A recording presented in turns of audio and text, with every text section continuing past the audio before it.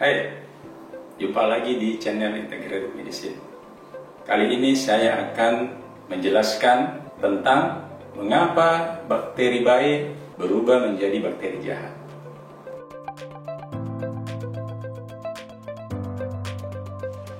Ada 4 faktor yang dapat merubah bakteri baik menjadi bakteri jahat. Pertama, stres. Bakteri baik sangat sensitif terhadap stres kecil apapun, sehingga dia bisa berubah menjadi jahat. Yang kedua, sering mengkonsumsi obat-obatan atau terutama antibiotik.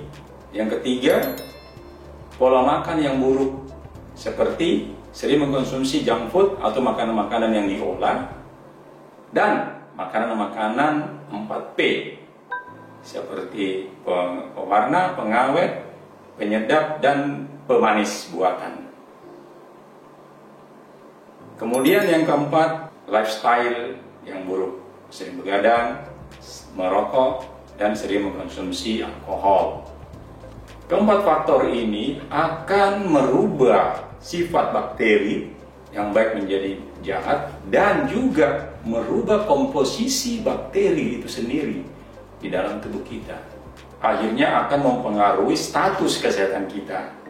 Ada 3 status kesehatan kita yang terbentuk, yaitu dorman, yang kedua sakit, yang ketiga sehat. Dorman artinya tidak sakit dan tidak sehat, tetapi punya risiko. Manakala ada trigger, pemicu, maka dia bisa sakit. Contohnya misalnya, pernah kita mendengar seseorang yang makan bakso tiba-tiba mengalami stroke.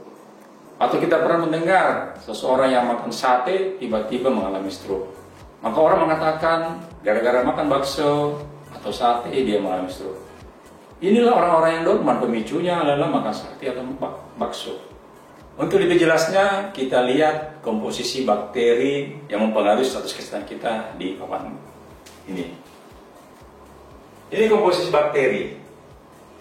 Kalau dia dorman, 25% bakteri baik, 25% bakteri jahat, dan 50% bakteri netral. Ini dorman, tidak sakit, tidak pula sehat.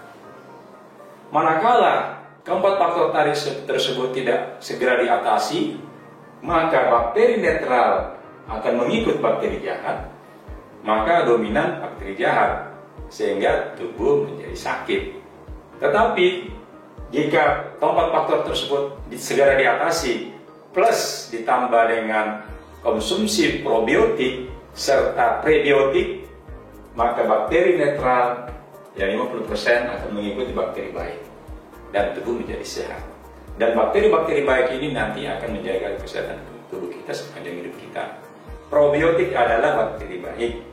Prebiotik adalah makanan bakteri baik tersebut. Contohnya sayuran-sayuran hijau seperti sawi, brokoli, buah pisang, bawang merah, bawang putih.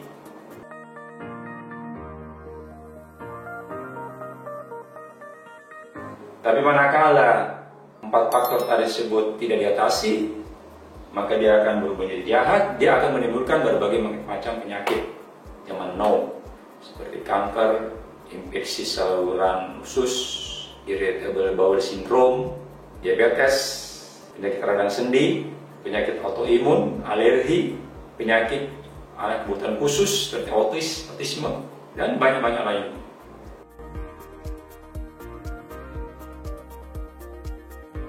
Bagaimana cara kerjanya? Bakteri baik ini bisa meningkatkan daya tubuh kita, maka ikuti video saya selanjutnya.